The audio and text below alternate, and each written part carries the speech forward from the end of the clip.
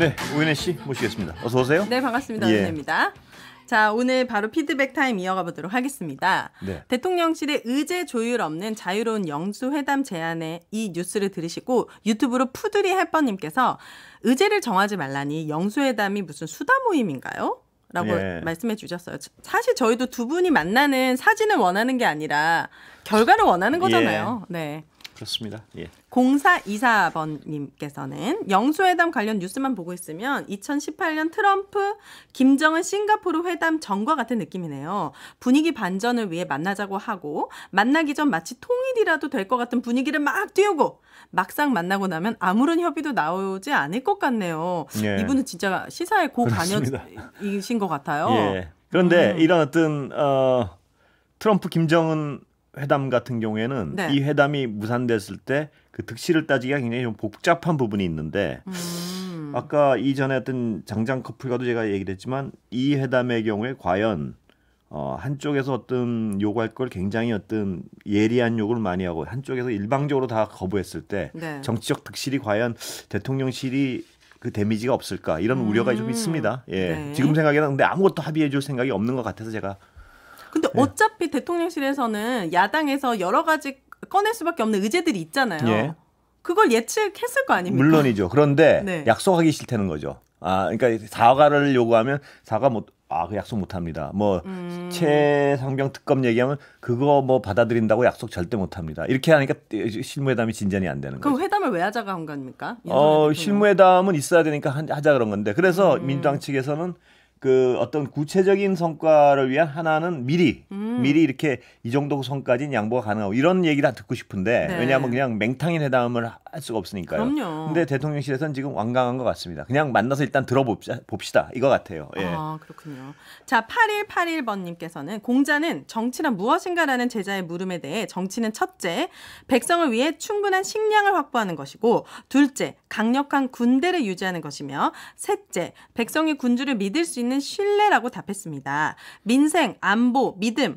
지금 우리 정치는 어떤 모습인가요? 끝없이 오르고 있는 물가, 최상병 사건, 선거 결과에 대한 겸허가 아닌 불통. 와, 진짜 우리 뉴스알기 청취자 여러분들의 수준이 그렇습니다. 장난이 아닙니다. 수준도 수준이고 이분이 이걸 전체를 외웠을 것 같지는 않고요. 어디 찾아보시고 하는 그 성의 자체가 정말 감사드립니다. 저희는 사실 공작까지 바란 적은 없거든요. 이정재 대통령이. 뭘 바라셨습니까, 그럼? 기대도 없었지만은 뭔가 이렇게 상상 이상이다. 그 정도의 그렇습니까? 느낌입니다. 1668번으로 총선 다시 합시다. 이건 어떤 의미일까요? 더 혼내겠다 이런 의미 아닌가요? 이분 말씀은? 그리고 이번 비례대표의 무효표가 130만 표가 넘었다고 해요. 그러니까 이렇게 워낙 길다 보니까 실수도 있었을 거고 그 130만 표가 얼마나 대단한 표예요. 그래서 좀 그 부분도 아쉽다. 여러분 잘 투표하셔야 된다. 이런 생각도 났습니다. 저번에 오윤혜 씨가 목격한 두 번 찍은 적도 있고. 자, 오늘 이런 기사도 났는데요. 결국 주 호주 대사 없이 한국과 호주 외교 국방 장관회의 내달 1일 개최한다. 이 기사에 대해서 8255번님께서는 호주 대사가 굉장히 중요한데 아직도 공석인가요? 이게 어떤 처음에 첫 단추를 잘못 끼우니까 이렇게 국익에 필요한 일들을 못하게 되는 거 아니겠습니까? 그러니까 이종섭 장관의 호주 대사에 앉힌 것도 사실 이 국방 이 부분에 대해서 도움을 줄 거라고 명분으로 내세웠었죠. 그래서 지금 공석이 거군요. 그 중요한 국방이 안 되고 있는 거죠 지금. 공작까지는 바라지도 않습니다. 다시 한번 전하도록 하겠습니다. 오늘 뉴스 이어가 보도록 합니다.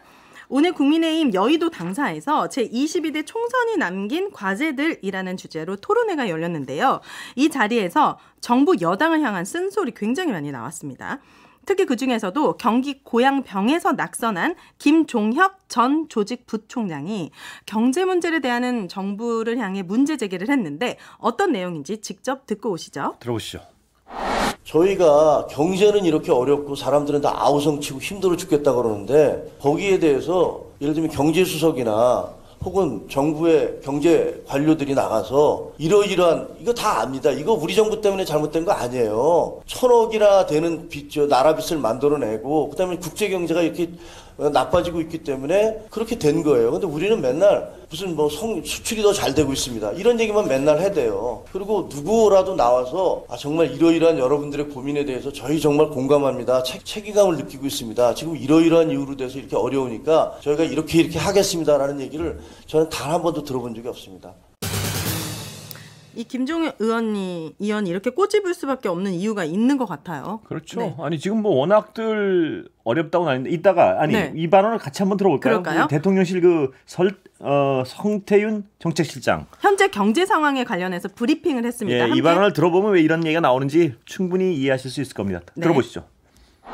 올해 1분기 우리 경제는 전기 대비 1.3%, 전년 동기 대비 3.4% 성장했습니다. 이러한 성장은 코로나 기간인 2020년에서 2021년을 제외한 경우에 4년 6개월 만에 가장 높은 성장률입니다. 양적인 면에서도 서프라이즈이지만 내용 면에서도 민간 주도의 역동적인 성장 경로로 복귀했다고 평가할 수 있습니다.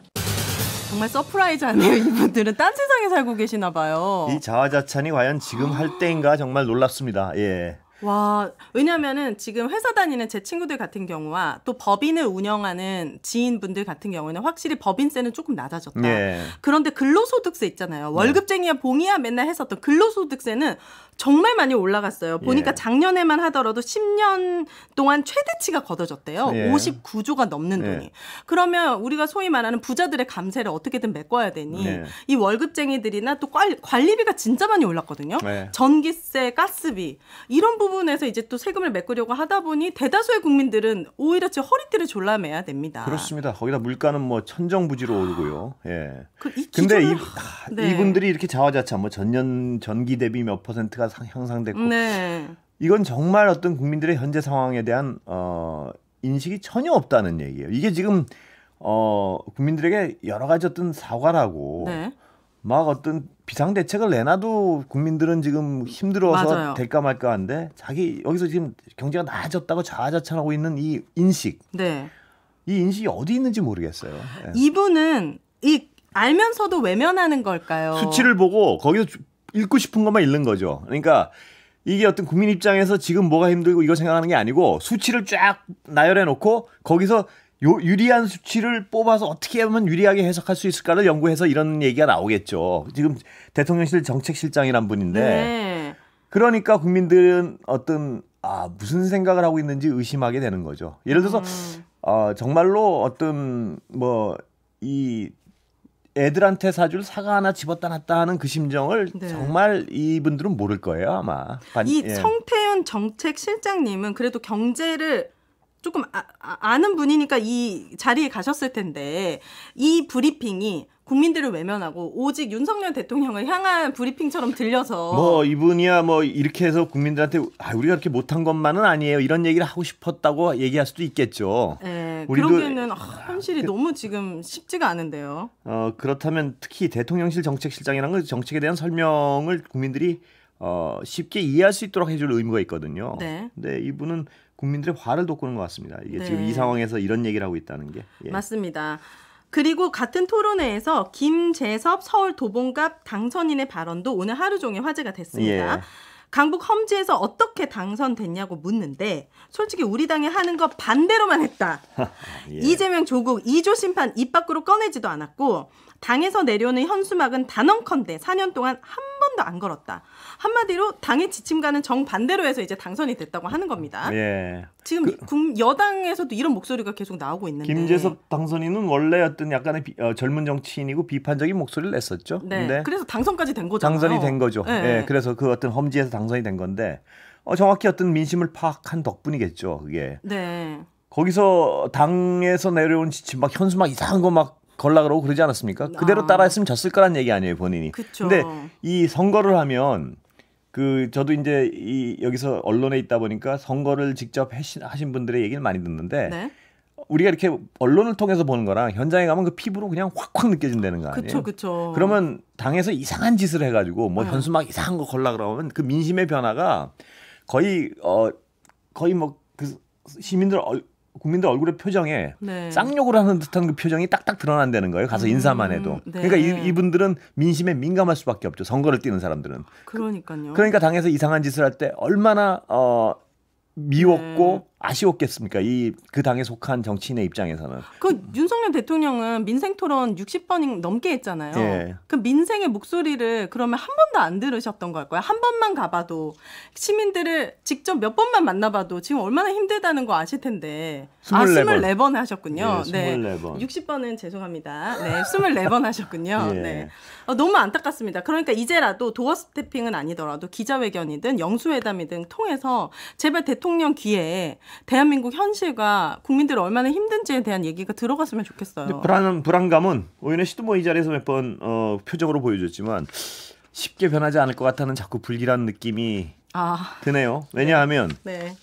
지금 영수회담에 임하는 어떤 반응 뭐 이런 걸 보면 봤을 때 알겠습니다. 3부에서는 국회의장의 도전장 던진 우한신 민주당 의원 만나볼 예정입니다. 하프타임 여기까지 할게요. 감사합니다. 가수 오윤혜 씨였습니다. 네, 여러분 저 가수입니다. 감사합니다. 감사합니다.